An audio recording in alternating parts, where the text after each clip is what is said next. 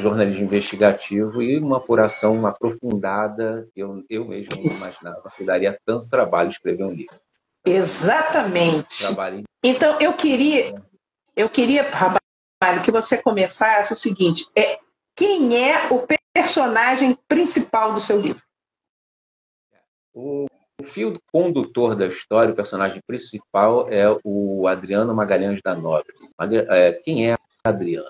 Eu voltei 25 anos na vida desse cara para poder contar um pouco da história dele e contextualizar todo o período que ele passa com o período que a gente vive no próprio Rio de Janeiro. O Adriano é uma figura interessante do ponto de vista de estudo mesmo, porque ele foi um infiltrado dentro da Polícia Militar, e isso foi me dito à época, ainda quando eu estava no Globo, por um dos colaboradores, um faz-tudo à época da família Paz Garcia, era muito ligado ao Maninho, Valdemir Paz Garcia. Por sinal, as pessoas sempre perguntam, todos eles têm o mesmo nome? Sim, o pai, Miro, era Valdemir Paz Garcia, o filho, Valdemir Paz Garcia, e o neto, o Mirinho, só usavam Y, por uma questão de numerologia.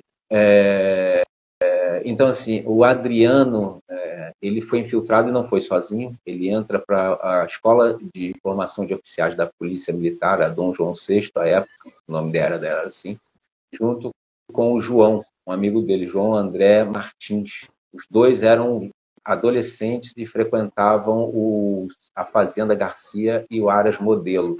Os dois foram inseridos na Polícia Militar já para serem aspirantes a oficial e dali foram para o BOP.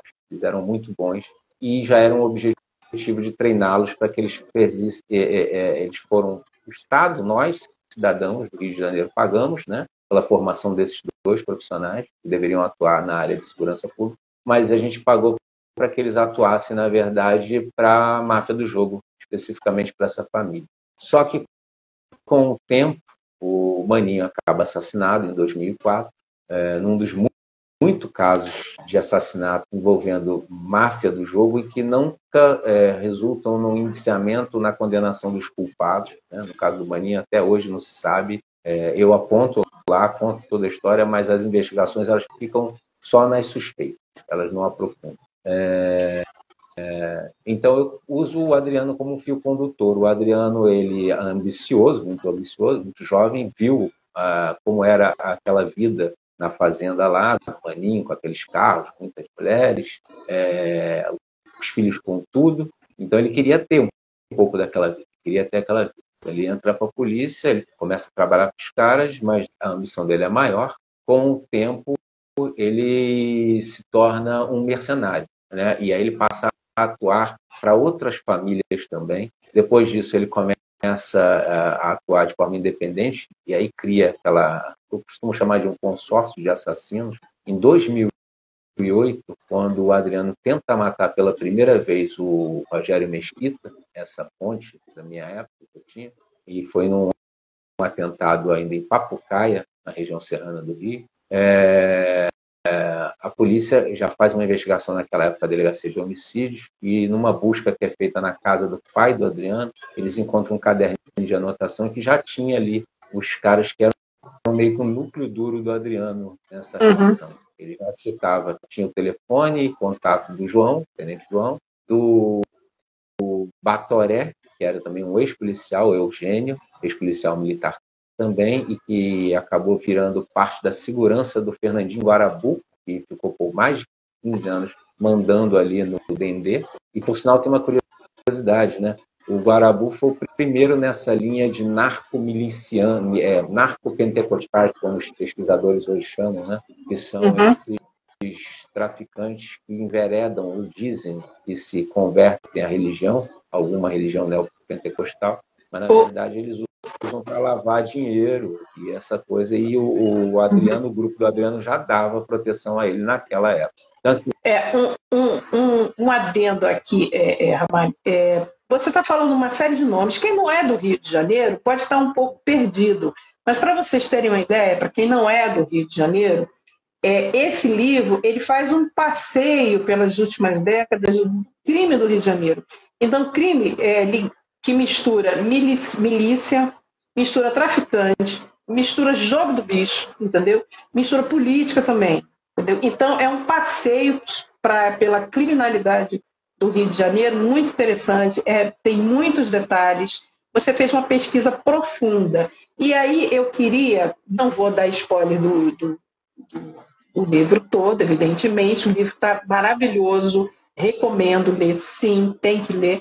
Planel, ó, gente, Planel só tem gente boa aqui hoje, gente. Planel, um beijo gigantesco, entendeu? Quem mais? Letícia Klein. Letícia Klein é um luxo estar na Abrage, sabe? A Abrage está aqui nesse perfil maravilhoso. E vocês todos são maravilhosos. Deixa eu só dar uma dica. Você ficou quantos anos apurando esse livro? Quer dizer, quando foi que você deu o estalo e disse assim, eu quero fazer esse livro? Quanto tempo você levou para fazer isso?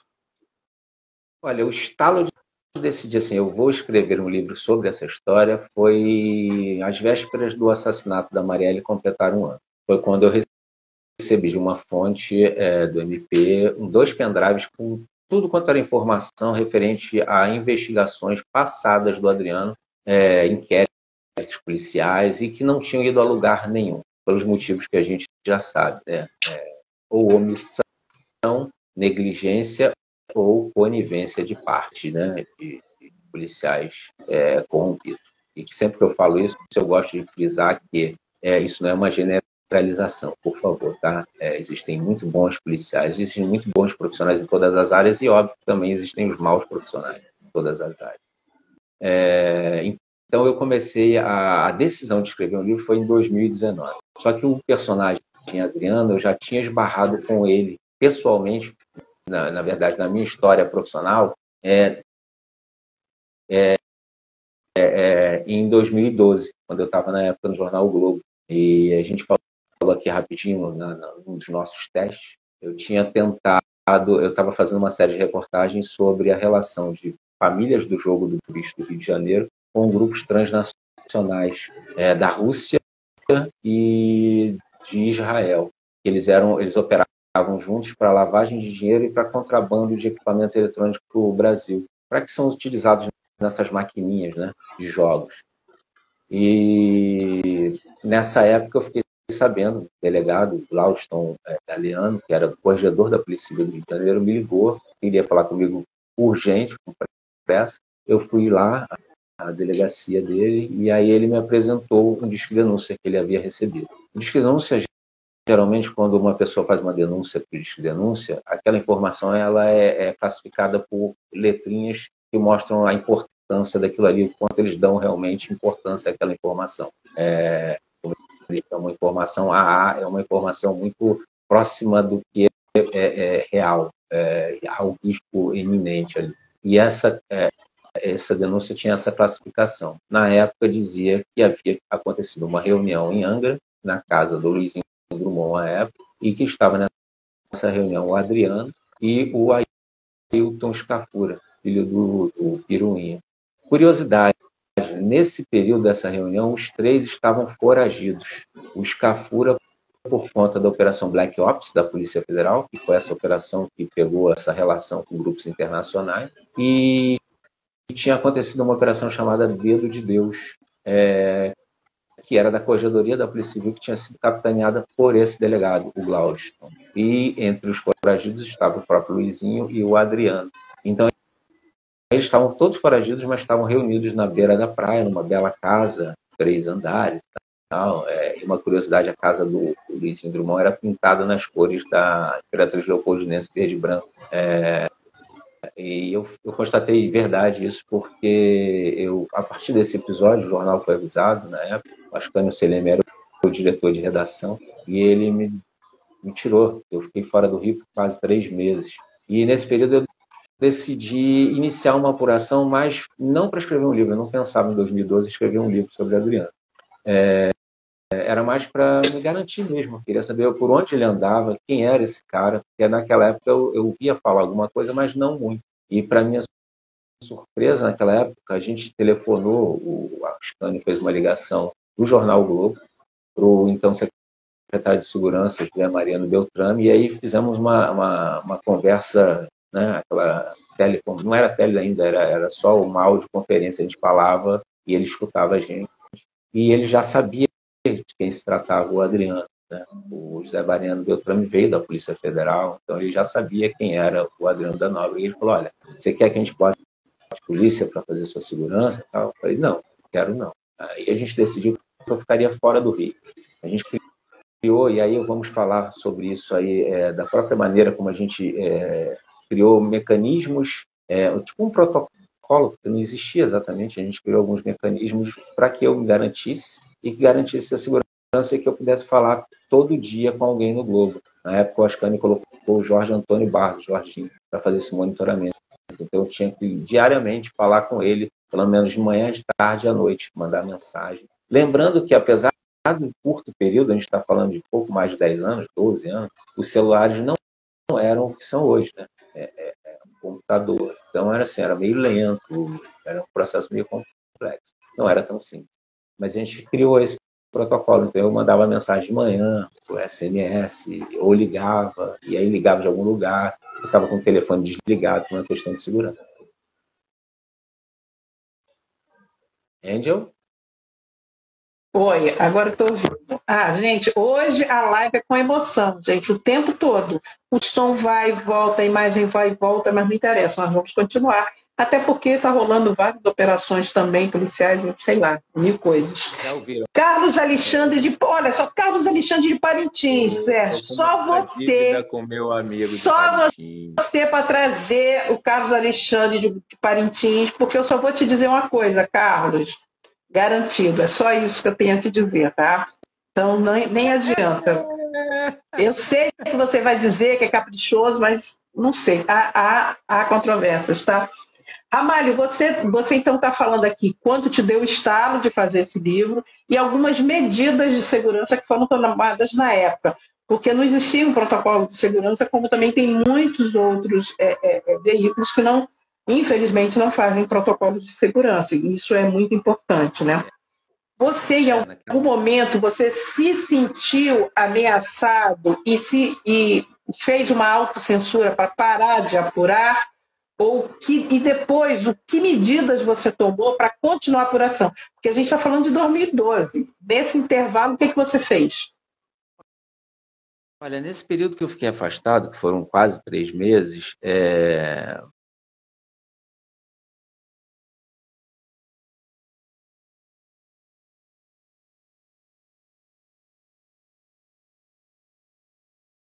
e primeiro eu queria entender se era fato aquilo ali. Havia uma denúncia, a Delegacia de Homicídios abriu um procedimento para investigar, um inquérito, mas eu queria a fundo, eu queria entender o porquê, assim, porque uma coisa que eu costumo dizer, assim, naquela investigação, o que eu publiquei, não foi uma investigação particular minha, não foi um trabalho de jornalismo investigativo meu, foi uma informação baseada em documentos que eu tive acesso tanto do Ministério Público Federal quanto da Polícia Federal. Então eu falei assim, eu era o mensageiro, né? Vamos matar o mensageiro para quê? Por quê? Então eu queria entender se tinha tido essa reunião, se aquilo ali fazia algum sentido. Então eu fui para aquela região e procurei muita gente, mas com muito cuidado, como eu disse. Eu mantinha contato regular com o Jorginho, eu não ficava sempre no mesmo lugar, eu fui para várias cidadezinhas daquela ali da região dos lagos, mas de fato o que eu acabei confirmando foi que tinha realmente, esses caras tinham se reunido lá, depois a própria polícia, a investigação mostrou isso, mas que, enfim, a investigação não deu em nada e tanto que foi mandada para o GCRIM. E à época eu falei assim, pô, eu não vou ficar no GCRIM de frente para esses caras. Os advogados do jornal concordaram, eu falei que eu não ia para lá, para o GCRIM, para ficar numa situação dessa, mais exposto, e acabou que foi a investigação. No primeiro momento eu parei de trabalhar, né, por quase 3 meses. Eu fui fazendo essa investigação minha, mas não com o objetivo de publicar um livro, era para saber onde o cara estava, se afinal de contas eu corria risco, eu precisava saber onde estava o cara que estava, pelo que conta no disco de denúncia, ele foi o contratado para contratar, ou seja, já naquela época, 2012, o Adriano já terceirizava esse serviço. Então, ele fazia, mas ele também terceirizava. E o que conta nas pouco mais 4 linhas, quase 5 linhas ali da denúncia, é de que ele teria ido para lá para contratar gente para me matar no Carnaval de 2012. Então, assim, a gente criou algumas salvaguardas e eu tomei muito cuidado, mas eu não me policiei ao ponto de, assim, não vou mais escrever sobre isso. Basta Uhum. você verificar o que eu publiquei depois de 2012, eu não Sim, sim, sim. deixei de publicar. Inclusive, quando o Adriano ele submerge em 2014, que é quando ele é expulso da polícia militar, no mesmo boletim a expulsão sai a dele, sai a do tenente João, ou seja, confirma totalmente a minha investigação Uhum. de que eles foram infiltrados na polícia por relação com o jogo, eles foram afastados em 2014 por relação com o jogo, suspeita de relação com o jogo. Então, ele submerge em 2014 e eu continuei trabalhando. Às vezes eu ouvia falar alguma coisa dele e tal, e já ouvia Uhum. falar que ele estava E trabalhando você como filho. E você foi juntando esse material, porque é importante, principalmente para os jornalistas que estão começando, ou quem quer se aventurar a escrever um livro ou uma reportagem de fôlego, saber que tipo de ferramenta, né, você pode utilizar para você guardar todo esse material. Porque a gente está falando aqui de anos e anos de trabalho, né, de você pega um papel aqui, um dado ali, uma conversa colar, e você vai juntando. Você junta aonde? Você tem algum arquivo em papel, arquivo digital? O que você faz com toda essa informação? Como é que você faz cataloga tudo isso? No início eu cataloguei tudo em bloquinhos mesmo, eu sou do tipo que gosta de escrever em bloquinho. Então eu tenho muito bloquinho de papel guardado. E, obviamente, quando em 2019 que eu decidi escrever e transformar num livro, eu fui revendo o que eu tinha de documentação de papel, de coisas por escrito, e aí eu não só guardo bloquinhos de papel, como reportagens publicadas, enfim, tudo, inquéritos, cópias de inquérito, essa coisa toda. Mas, como eu disse, o material o mais musculatura que eu recebi foi exatamente esses 2 pendrives. Então, eu peguei e botei isso numa nuvem. Isso aí a gente já está falando de agora, as ferramentas são muito mais práticas. Hoje eu tenho nuvem, tenho guardado em nuvem, essa coisa toda. E tem algumas coisas em bloquinhos que eu mantenho. Acho que é meio sentimental. Mas é exatamente isso. E depois eu fui fazer pesquisa na Biblioteca Nacional. Tem um acervo incrível.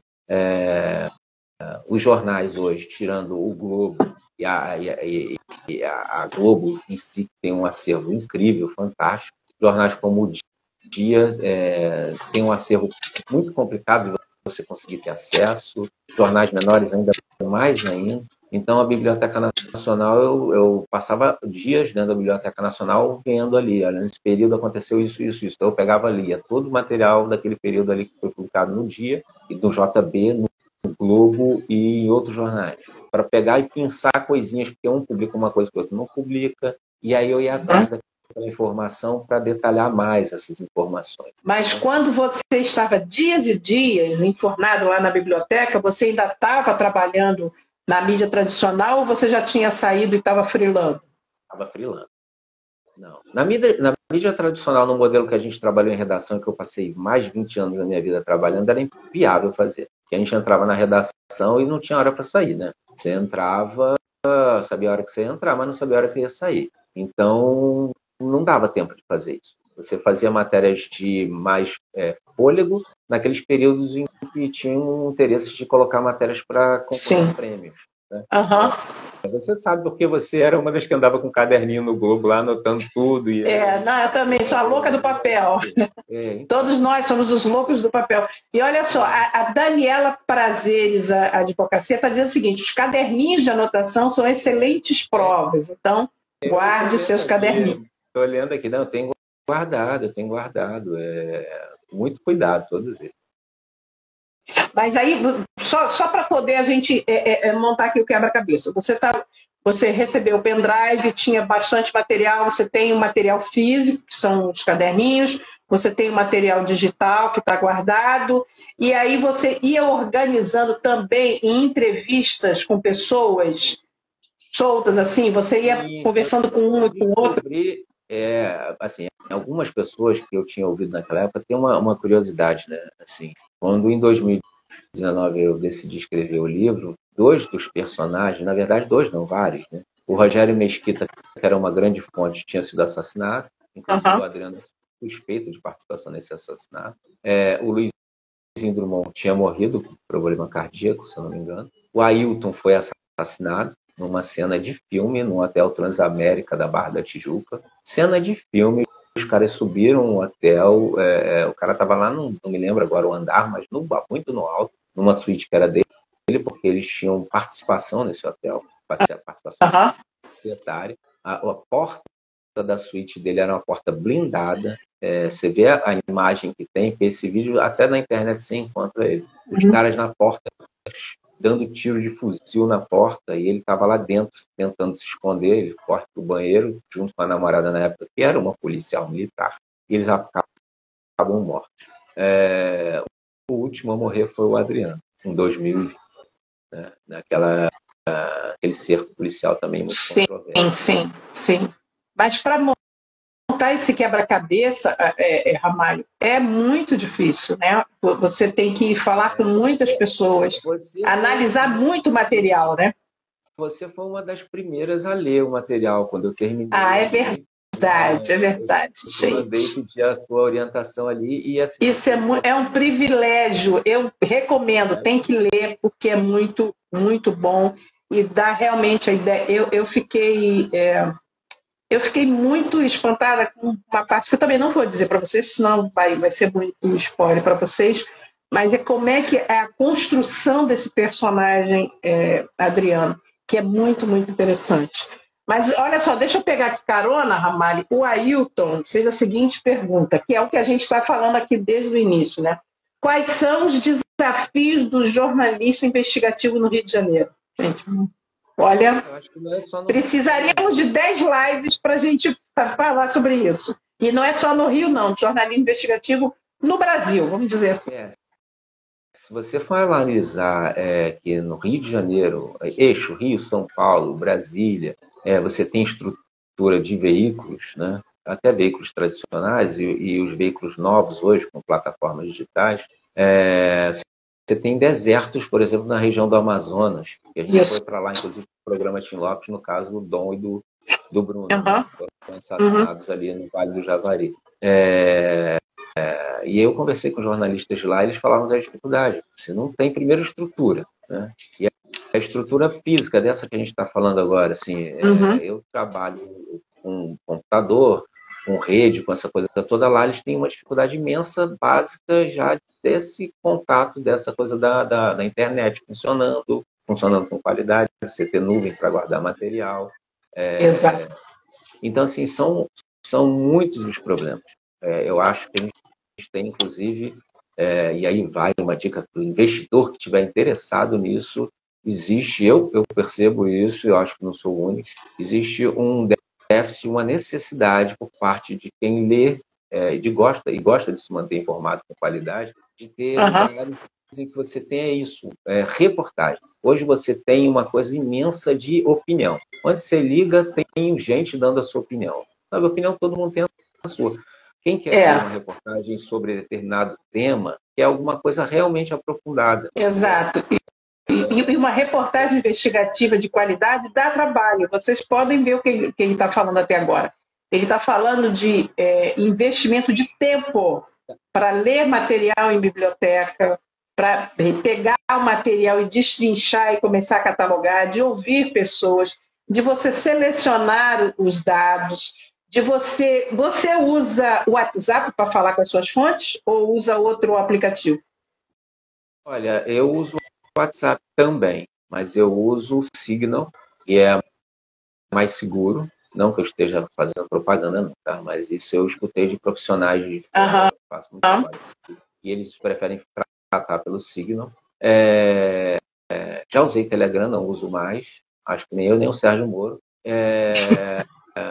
E assim, hoje eu uso o WhatsApp mais de forma funcional, quando eu quero falar alguma coisa que não é complicada. Exato. Quando eu quero falar alguma coisa complicada, eu uso o Signal. Exato. E olha só, Ailton, a sua segunda pergunta era os cuidados do dia a dia. Então, já tem a primeira dica. Os aplicativos que você usa. Quais são as ferramentas que você tem que usar? A gente já sabe que tem que ter uma nuvem para você guardar as suas coisas, né?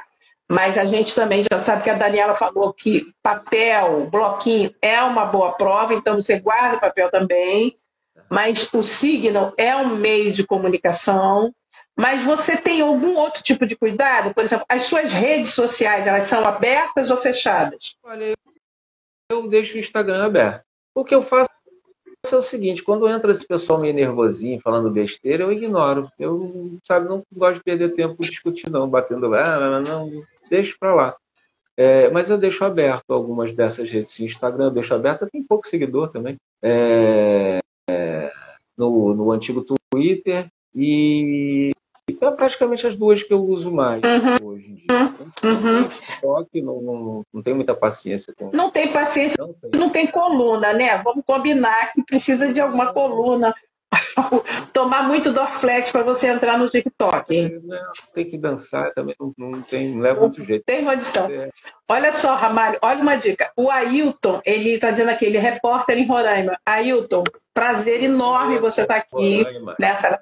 Sensacional você está falando sobre isso e você realmente é desprovido de não só das questões de vocês, como vocês trabalham aí, está faltando realmente suporte, né? Porque para gente que mora, digamos assim, nas grandes capitais, você consegue com o celular, guarda na nuvem, faz não sei o quê, usa o Signal, vai aqui, ali, tem sinal. É complicado, a gente sabe que a telefonia é complicada, tá? Estabelecer fontes também é complicado, eu entendo. A sua dor é a minha dor, eu sei disso, tá? E aí ele diz o seguinte, nessa cidade grande, era a terceira pergunta, é rastreável. Você não tem medo de ser rastreado, Ramalho? Olha, naquela época, lá em 2012, eu andava com o telefone sem a bateria, inclusive, né? Hoje você não tira mais a bateria do celular. Gente, isso é tão antigo, telefone com bateria. Mas era uma maneira de você se proteger, porque a verdade é que se o seu telefone estiver ligado, você pode ser rastreado, né? Você tem meios de diminuir o risco desse rastreamento, mas não inviabiliza, depende do equipamento que a pessoa está usando, né? E existem equipamentos de ponta que permitem que você seja rastreado até com o seu aparelho desligado, porque o aparelho da gente, quando está desligado, ele continua emitindo o sinalzinho para aquela estação rádio base, a ERB, e que dá a tua localização. Por isso que quando a polícia faz essas investigações, eles fazem quebra telemática, né, que chamam hoje, mas que é a quebra de comunicação, em que eles pegam teus dados de internet, teus dados de celular, etc. Tal, eles conseguem ver, por exemplo, se o teu aparelho está em que área. Em que área você costuma ficar muito, ou seja, na área da sua moradia. Então, a rádio base, a estação de rádio base do seu celular vai estar ali próximo. Essas guerras que nós temos hoje em dia travadas mundo afora aí, e você vê muita ação americana, por exemplo, no Oriente Médio, os caras vão lá e explodem o suspeito lá, porque o cara ligou um celular, né? Então ele manda o míssil direitinho ali. Risco há, né, meu amigo? Eu conheço Roraima, tive aí em 2019, em mais de uma ocasião, e fiz um material muito interessante sobre aqueles acampados, aquele acampamento que é mantido pelo Exército e que atende os refugiados que vêm da Venezuela. Fiz matéria para o Intercept a respeito disso. Sei o quanto é complicado aí, tá? Se a gente está falando daqui do Rio, de São Paulo, e que de fato a grande mídia tradicional tem donos, são famílias, poucas famílias, aí eu conheço, são menos ainda, né? Então, assim, para você fazer um trabalho aí independente é muito difícil. Exatamente. Mas, Amália, você acha que... eu acho que a importância, principalmente para quem mora fora dos grandes centros, é importante você estar em rede. É importante você, sabe, se contactar com pessoas, você fazer redes, você estar presente, você trocar informações com coleguinhas. É uma maneira de se proteger também, você acha? Sem dúvida. E outra coisa, enquanto eu fazia essa apuração, em alguns momentos mais delicados, momento delicado que eu digo assim, você vai encontrar uma fonte que é um policial bandidaço. Você sabe que ele é bandidaço, todo mundo sabe que ele é bandidaço. Então eu avisava várias pessoas que eu estava indo para aquele encontro. Avisava para outras policiais, para um monte de gente, deixava o telefone ligado para que as pessoas pudessem monitorar. Em alguns casos, com algumas pessoas de confiança mesmo, eu chegava a mandar o sinal para que ele soubesse onde eu estava.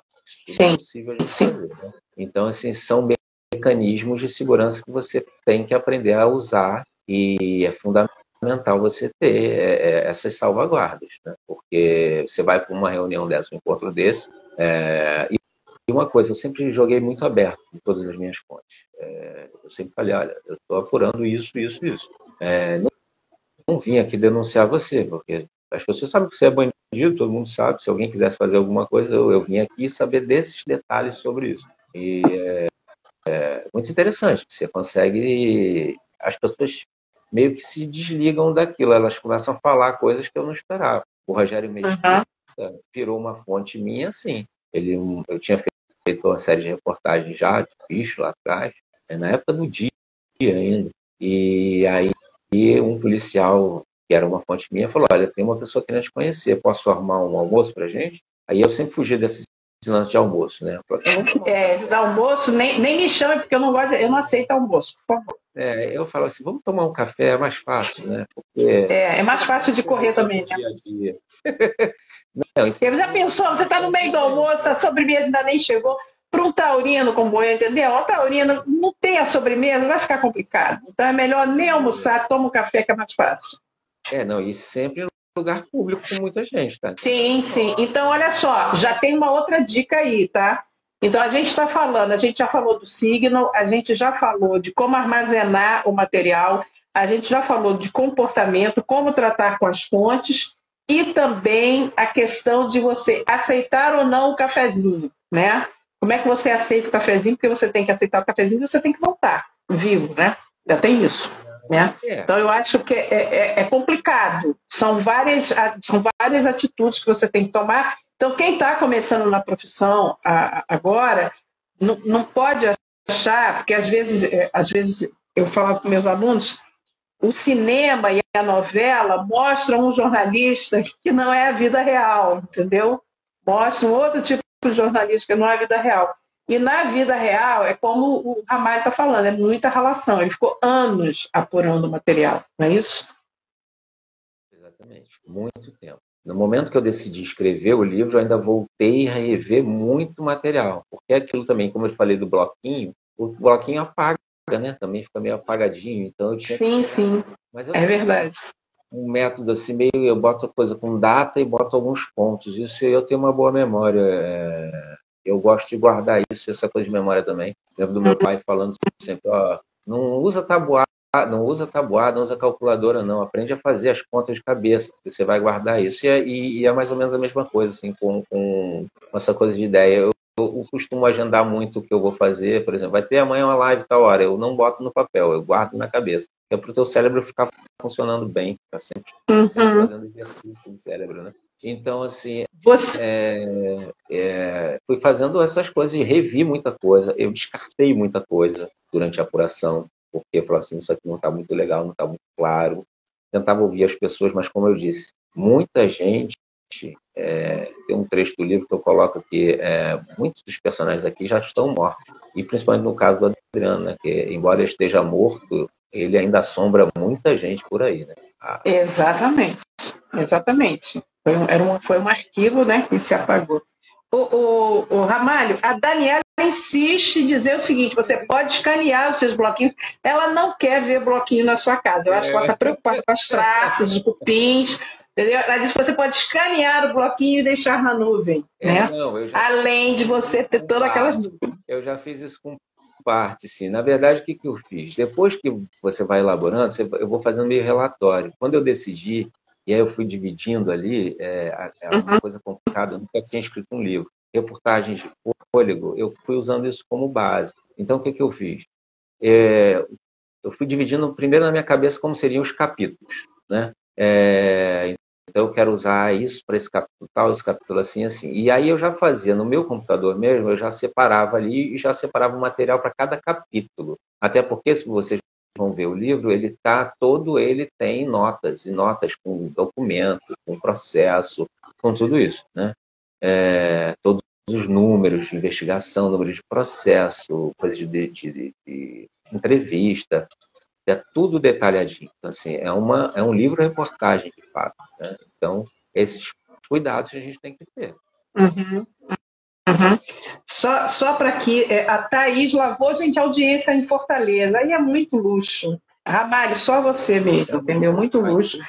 Pô, Fábio Vasconcelos, sabe? Fábio Vasconcelos deve ter. O cara que acorda muito cedo, atleta praticamente, está acordado uma hora dessa, não sei. Chico Regueira também. Olha só quanta gente bacana, entendeu? Gente que a gente não revê já há muito tempo, então isso é muito legal. Só voltar uma coisa, para quem está anotando aí os cuidados que tem que ter, o Ramalho também falou sobre essa coisa de ser rastreado onde está, dar um toque para alguém. Quando eu viajei com o Ramalho para a gente fazer o material na fronteira do Paraguai, a gente baixou um aplicativo que ficava rastreando o meu celular, né? Então, quem estava em São Paulo sabia exatamente se a gente tinha parado no posto para abastecer, né, o carro ou não, se a gente tinha atravessado a fronteira ou não. Isso também é uma forma de cuidado, isso também é uma segurança tanto para quem está no local, em campo, quanto para quem está na retaguarda. Não é vigilância, ai, que horror, todo, né? Minha privacidade não é isso. Questão total de segurança. Questão de segurança. É isso. E a gente lembra nisso, né? Nós usamos muito o View 360, né? Se eu não me engano. O Live 360. A gente usou e deu certo, porque a gente estava numa situação de risco, que poderia virar um risco muito grande, mas as pessoas precisavam saber onde a gente estava, quando a gente chegava, quando a gente saía e tal.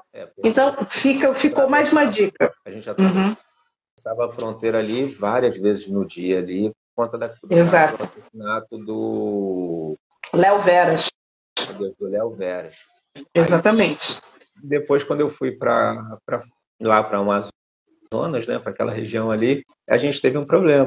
E é por isso que você tem que também ter essas dinâmicas, né, de encontrar uma outra. Por isso que o Ailton falou, o Ailton de Roraima conhece muito bem essa situação, né? De você estar no local e a telefonia é péssima, a rede é péssima e você não consegue esse tipo, então você tem que fazer um outro tipo de monitoramento, né? Você ligar, marcar um horário X.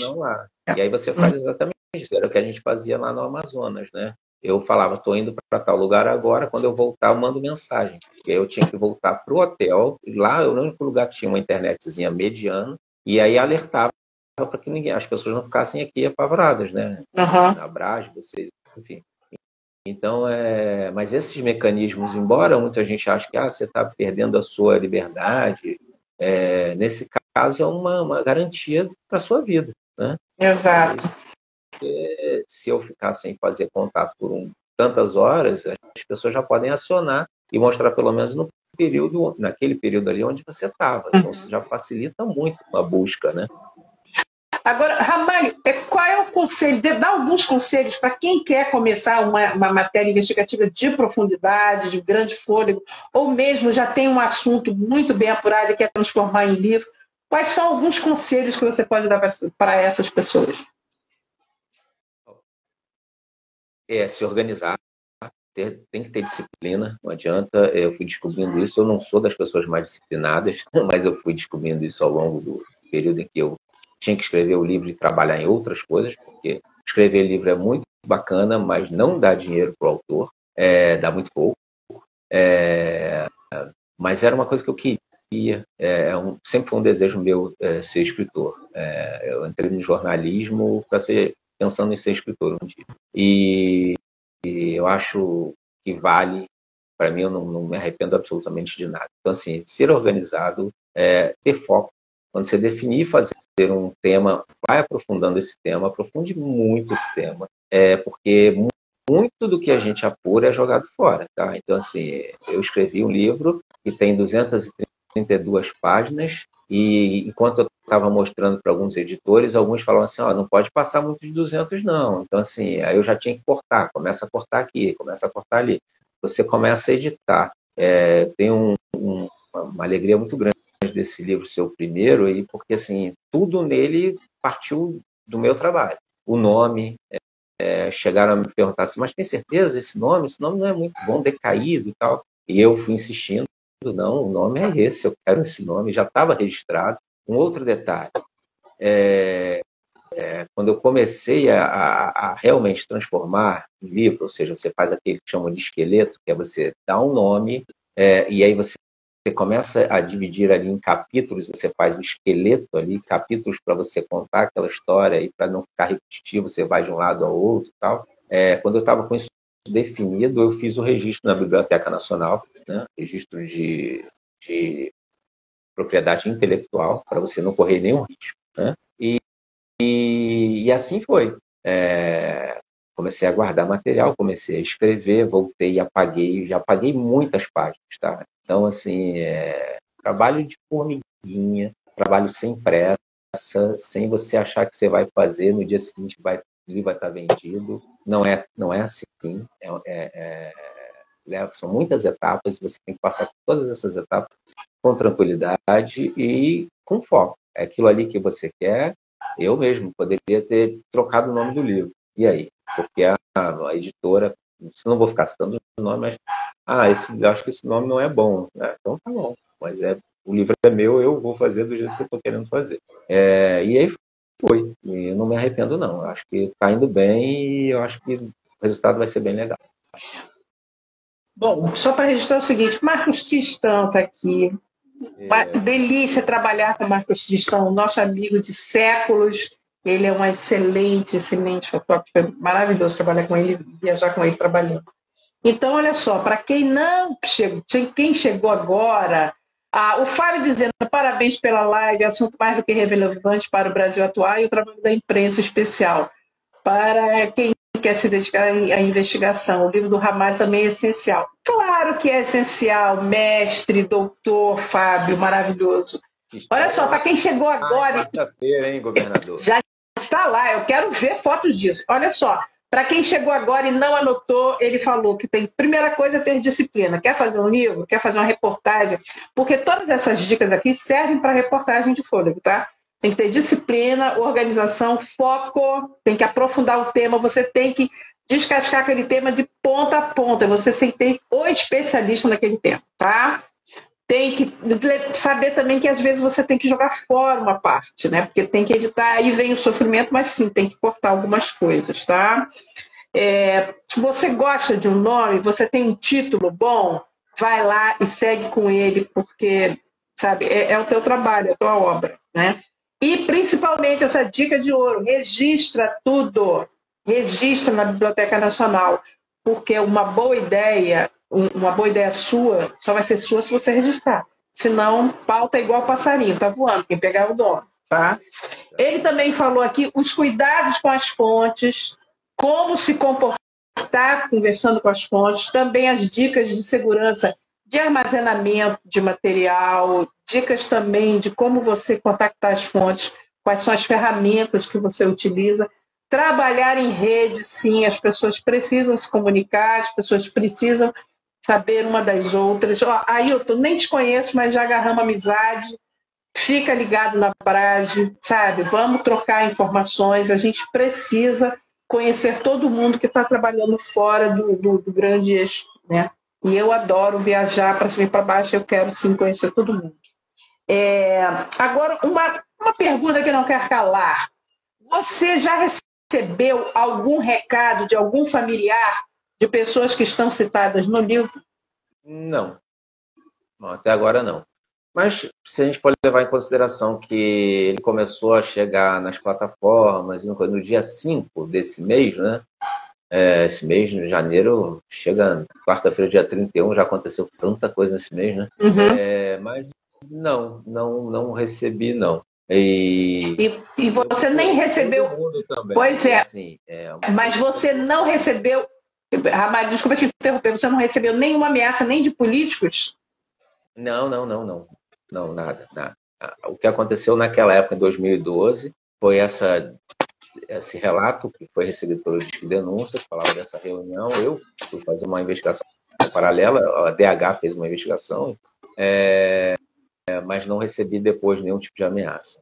Durante a apuração do livro, eu tentei por várias vezes contato com parentes, com familiares, porque você descobre muita coisa. Assim. Eu descobri como era a relação dele com o pai dele, do Adriano com o pai, o seu Nóbrega, com a mãe, com as irmãs, ele era muito ligado às irmãs. Tentei falar com todo mundo. E aí você procura advogado, e você deixa registrado isso. Uma coisa interessante, quando você faz essas procuras dessas pessoas, aí sim eu uso o WhatsApp, porque eu guardo aquilo ali também. Depois eu printo a conversa. Se a pessoa desligar, apagar, eu vou ter uma cópia de que, olha, eu procurei sim, a pessoa não quis falar, não me retornou, porque exatamente por uma questão também muito comum hoje, né?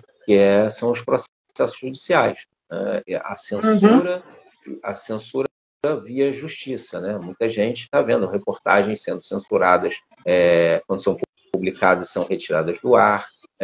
Então, assim, tem que se tomar muita cautela e tem que guardar tudo que é prova do que você tentou falar com A, B ou C, e se a pessoa não quis falar, você tem como provar que você procurou essa pessoa, né? Exato. Então, olha só, a Daniela deve estar feliz de ouvir isso, que você está falando, que você guarda todas as provas, as prints, os áudios. Isso. E sim, essa é uma outra dica. Está fazendo matéria? Guarde papel, guarde áudio, dá um jeito de arquivar isso em algum lugar e, de preferência, faz um backup. Investe num HD externo, passa tudo isso para aquele HD de 1 tera, 2 teras, que aí você fica muito mais tranquilo que você tem aquele material guardado, entendeu? Porque vai que dá um chabu danado e você perde as outras coisas. Mas aí tem o HD. Eu sou a louca de ter várias coisas também. O Ailton, primeiro, só uma coisa, Ramalho. O Ailton, de novo, o Ailton está dizendo que te admira pra caramba, que te conheceu no Congresso da Brás, que me conheceu no Congresso da Brás. Ailton, sei lá, loucura. Vamos nos rever no Congresso desse ano e todo mundo já fica sabendo que todo mundo tem que estar no Congresso esse ano também, tá? Porque tem muita coisa boa. E ele faz uma pergunta, só para poder a gente fechar essa história do escritório do crime. Como é que ficaram as investigações depois da morte do Adriano? O escritório do crime continua ativo, não continua ativo? Fala aí pro Ailton. Continua ativíssimo, só muda de nome, né? É o que eu costumo dizer. Na verdade, o nome escritório do crime, ele é uma junção, porque isso só veio à tona a partir da execução da Marielle. E aí a repercussão do caso Marielle obrigou essas instituições a se movimentarem, né? Então começaram investigações, há questionamentos. Você vê que teve uma investigação paralela da Federal à investigação do Rio de Janeiro por conta do surgimento de uma narrativa que apontava um vereador como mandante. Enfim, aí teve uma investigação paralela. O Ministério Público do Rio de Janeiro atuou junto ao Prefeitura do Rio de Janeiro e eles fatiaram a investigação do caso Marielle. A partir da investigação do caso Marielle, dessas quebras de sigilo, foram criados vários outros inquéritos. E aí você vai ver que, por exemplo, em janeiro de 2019, quando estava para completar 1 ano da execução da Marielle, exatamente quando eu começo ali a ideia de escrever um livro, acontece aquela operação a Intocáveis. E esse nome me chama muita atenção. Intocáveis, né? Era o grupo do Adriano, o Major, PM ainda na ativa lá, o Tartaruga, o apelido dele, o Ronald. Então, assim, eles foram destrinchando. O próprio escritório do crime virou uma outra investigação. Eles foram destrinchando isso em vários inquéritos. Voltando na questão do escritório do crime, durante esse trabalho, nessas quebras de sigilo, foram verificando que quando eles marcavam, eu costumo chamar esse grupo de um consórcio, porque eram matadores profissionais e em dado momento eles se reuniam para fazer uma empreitada e às vezes não, às vezes eles faziam individualmente ou com outros grupos. Então era um consórcio. E esses caras se reuniam numa padaria, que eu não vou mais dar o nome dela, coitado, porque o dono da padaria não tem culpa nenhuma, em Rio das Pedras. E quando eles antes de se reunir, eles mandavam mensagem ou trocavam ligações rápidas e diziam: a gente está indo lá para o escritório, a gente está indo para o escritório. E quando eles iam para esse escritório, que na verdade era uma padaria, era para discutir planos de crime. Então, por isso virou escritório do crime, na verdade, né? A polícia começa a chamar assim, e aí todo mundo começa a chamar assim, a imprensa começa a usar o mesmo termo, a mesma expressão para identificar esse grupo. Então, assim, o Adriano, quando foi morto, muita coisa foi enterrada. Olha o Cleiton aí aparecendo aí, abraço. O Cleiton Manaus, gente. Aí é muito luxo, só por sua causa, hein, Ramalho? Ah, até parece. Então, assim, o Adriano era uma peça e já foi substituído, tá? Inclusive, recentemente teve uma investigação aqui do Rio que estava falando de um outro policial militar e o apelido dele é Sem Alma. Complexo, né? Sem Alma, o apelido do cara. É pesado. Então, assim,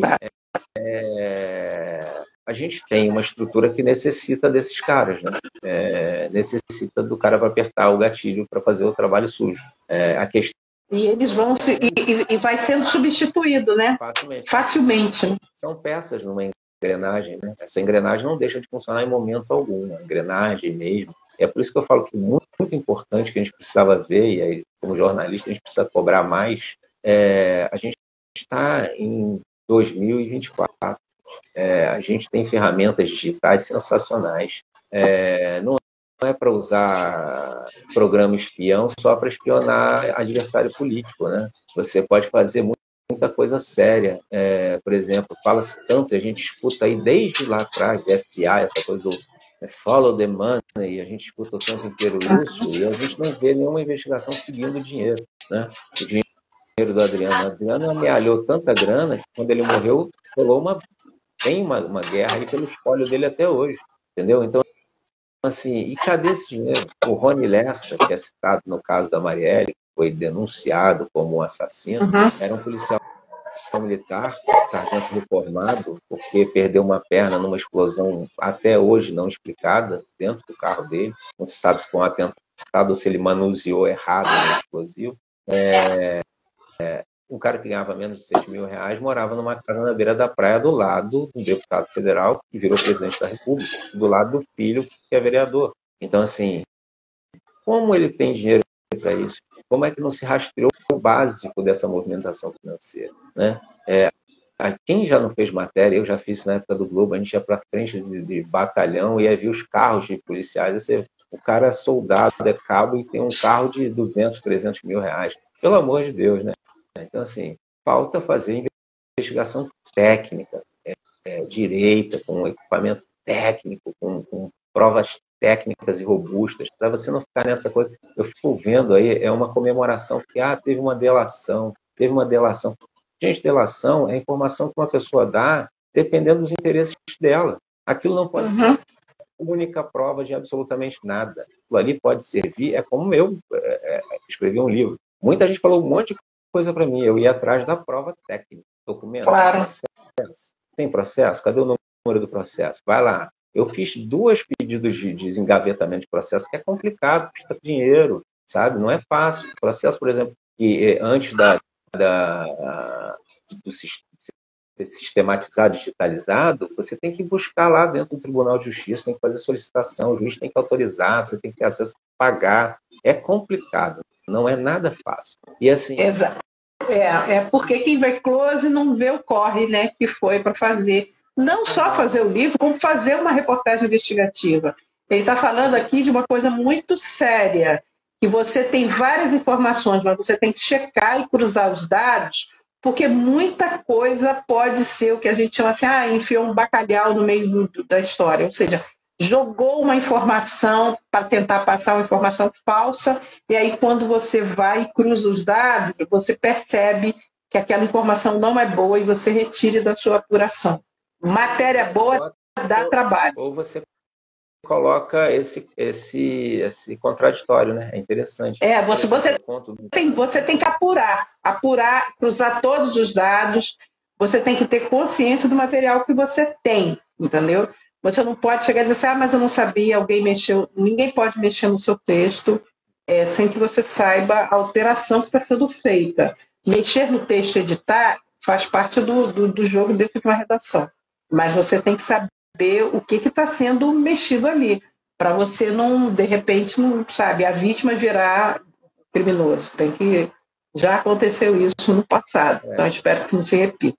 Você Uma coisa é você mexer questões estéticas de texto, né? Ou correções de gramática, que é mais do que correto. Outra é você mexer o conteúdo, né? E isso é que não pode, entendeu? Então, olha só, quantas dicas boas o Ramalho já deu aqui, não só para quem está fazendo matéria de fôlego, como para quem quer escrever um livro, e também dicas de segurança, que é o que a gente também está conversando. Ramalho, eu só queria que você fizesse agora, vende o seu peixinho. O que tem que acontecer para a pessoa ter acesso a esse livro? Bom, o livro já está, você já encontra ele nas livrarias e nas plataformas digitais. Quarta-feira agora, de novo, dia 31, no Shopping Leblon, lá na Livraria Travessa, eu vou estar lá assinando, fazendo dedicatórias dos livros lá. Então, quem quiser bater um papo, quem quiser me encontrar lá, vai ser um prazer imenso rever muita gente. Isso.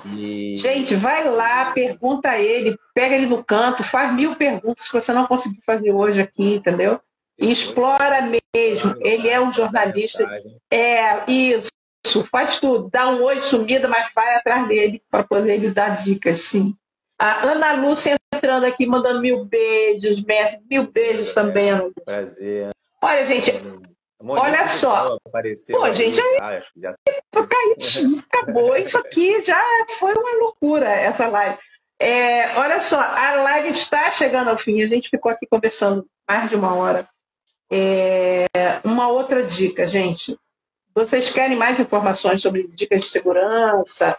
Quer ter acesso a outro tipo de live? Vai lá no perfil da Brás, lá no YouTube. Tem sim lá no YouTube o perfil do programa Tim Lopes. Tem várias dicas interessantíssimas e tem pequenos vídeos de segurança que cada um deu um toque de como armazenar material, que tipo de ferramenta usa e tal. E além dessa live preciosíssima do Ramalho dando essas dicas bacanas, o Iago está aqui dizendo, dicas muito valiosas. Iago, quero rever você em São Paulo, ganhando outros prêmios também, tá? Então, fica ligado. Ramalho, olha, brigadíssimo por você ter. Eu sei que você está muito atarefado, com 1000 coisas para fazer. Obrigado demais por isso. E a Tati está dizendo, olha, tem o curso de segurança física, sim, tem vários cursos. Vocês têm que ficar ligado. Viu como é interessante? Fiz dois não, 2 ou 3 desses aí, inclusive. Então, olha só. No Exército. Isso, existe sim o curso de segurança física, existem dicas de segurança. Segue lá, Brage, dá uma olhadinha no site, vai nas plataformas que a gente tem sempre dicas valiosas para vocês. E essa foi a primeira live do ano, e é claro que a gente vai fazer várias outras lives, e a gente conta sempre com a audiência de vocês. Ramalho, um beijo enorme, brigadíssimo por você ter ficado esse tempo conversando com a gente, dado todas essas dicas. E olha, por favor, vai lá na livraria, pega o Ramalho no canto. Se ele não estiver lá, não tem problema não. Passa aqui. Ô, Ramalho, vem cá. Alguém pode te mandar uma DM lá no Instagram, direitinho, você responde? Pode. Instagram, no antigo Twitter também, né? Viu? Olha só. Eu não respondo já tá dando imediato, não, mas eu respondo, sim. Às vezes demora um pouquinho. Então, olha só, se ele já está abrindo. E a Daniela, advogada, com certeza vai pegar dicas de como você armazenou todo o seu material, tá bom? Um grande beijo. Olha, já sabe. Daniela, depois deixa o contato lá com o Ramalho, é um advogado para você recorrer. Então, por favor, passe o contato, manda um ADM para ele, com certeza, tá? Beijo enorme para todo mundo. Quem chegou agora, não se preocupe que essa live vai ficar gravada e a gente vai ter várias oportunidades para encontrar o Ramalho por aí. E a gente, lembrando também, tem o congresso esse ano, fica ligado, tá bom? Daniela já está dizendo que já está seguindo você. Olha só, pronto, já arrumou a advogada. Daniela, cuida bem desse cliente, que esse cliente guarda todas as provas, tá? Beijo grande, Ramalho. Tchau para todo mundo. Beijo, tchau. Até quarta. Obrigado a todos. Tchau. Tchau.